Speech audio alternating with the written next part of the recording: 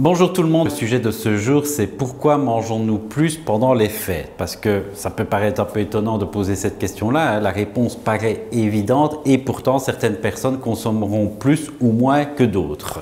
La raison, en tous les cas une des raisons, est la raison pour laquelle on fait le réveillon. Alors vous allez me dire, c'est évident, non. Pas forcément, on aura tous des attentes un peu différentes de cette soirée de réveillon. Je vous explique, certaines personnes associent réveillon de Noël à repas, la bûche, le gibier, les petites croquettes dauphines. Ils associent, si vous voulez, à des excès alimentaires. Quand tu leur demandes, qu'est-ce qui fera que le réveillon va bien se passer, ils ne te parlent que de bouffe, que d'alimentation, que d'alcool, que de champagne et tout ça. Donc ces gens-là, si vous voulez, quand ils vont se retrouver au repas du réveillon, ils sont tellement conditionnés à ça qu'ils vont naturellement essayer d'assouvir ça.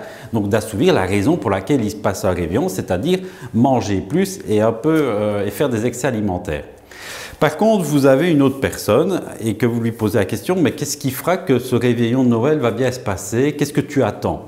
Et elle va peut-être te répondre, j'invente, hein. Oh, moi, l'objectif, c'est par exemple de retrouver une cousine que je n'ai plus vue depuis un an et je l'aime tellement, ça me fera plaisir d'échanger avec elle, j'espère que je serai assis à côté d'elle au repas. Et en fait, l'attente, elle est de nourrir ce réveillon de Noël, pas qu'avec de la bouffe, mais avec une conversation avec sa cousine qu'elle apprécie beaucoup. Imaginons, le lendemain du réveillon, on demande à cette dame-là, tiens, comment ça s'est passé ton réveillon?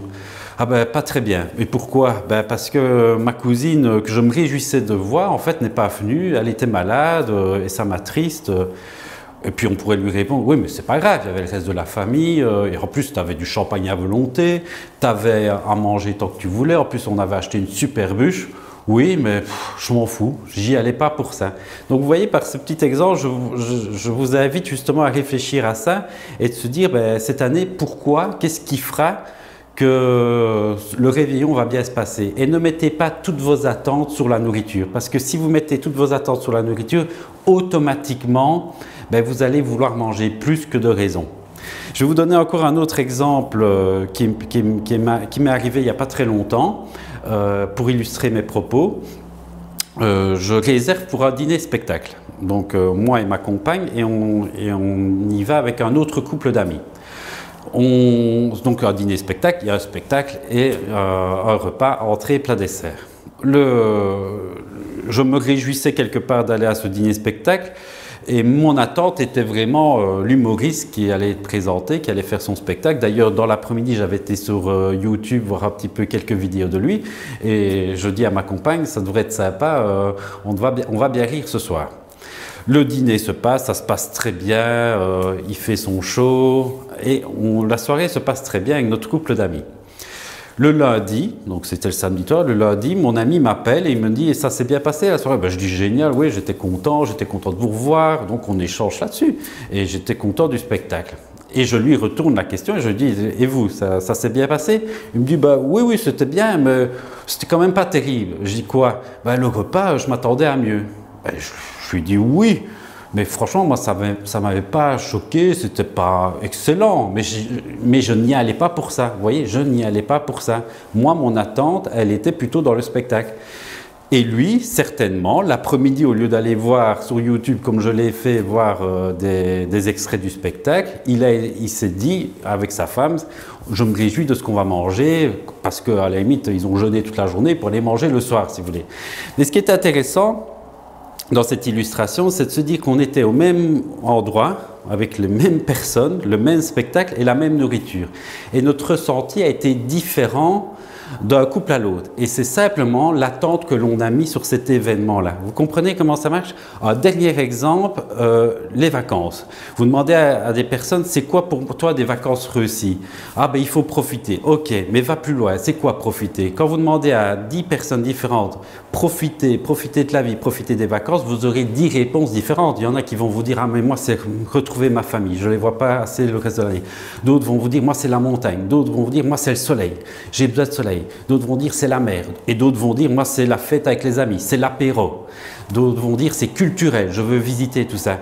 Donc quelque part, quand ils seront en vacances, ils vont essayer d'assouvir les raisons pour lesquelles ils partent en vacances. Si la personne part en vacances et qu'elle associe vacances à excès, à apéro, prendre l'apéro tous les soirs au camping avec ses amis, c'est clair qu'il va reprendre 2-3 kilos pendant ses vacances, cette personne-là. Vous voyez? Et pourquoi? Parce qu'il va essayer d'assouvir les raisons pour lesquelles ils sont en vacances. Et des vacances réussies, si vous voulez, seront des vacances où il aura exagéré. Par contre, vous avez des personnes qui partent pour faire des sports nautiques, ils adorent ça, c'est leur kiff, comme on dit. Et bien, si ils reviennent de vacances et qu'on leur dit ça a été les vacances, et qu'ils nous disent non, c'était pas terrible. Et pourquoi? Parce que la mer était très mauvaise, on n'a pas pu sortir, on voulait faire du kata, on n'a pas pu. Oui, mais bon, c'est pas grave, vous aviez quand même l'hôtel était super, il y avait des buffets, en plus c'était bouffe à volonté. Oui, mais on s'en fout, on n'allait pas pour ça. Moi, j'allais pour faire du bateau, j'allais pour faire du kata, pour profiter, vous voyez? Donc, retenez ça. J'espère que ces petits exemples vous parleront et vous percuteront pour justement préparer ça. Parce qu'il faut préparer ça, mais non, c'est pour ça qu'on parle du calendrier de l'Avent.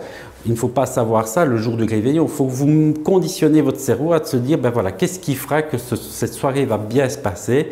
Et je vous le souhaite qu'elle se passe le mieux possible, mais en tous les cas, qu'elle ne soit pas uniquement dépendante de ce que vous aurez dans l'assiette. Mettez d'autres attentes pour que cette soirée se passe bien, les cadeaux, les échanges avec les petits-enfants et tout ça. Il va se passer plein d'émotions, profitez bien, mais ne profitez pas que uniquement en buvant et en mangeant plus. Je vous souhaite un très bon réveillon et à bientôt pour d'autres vidéos.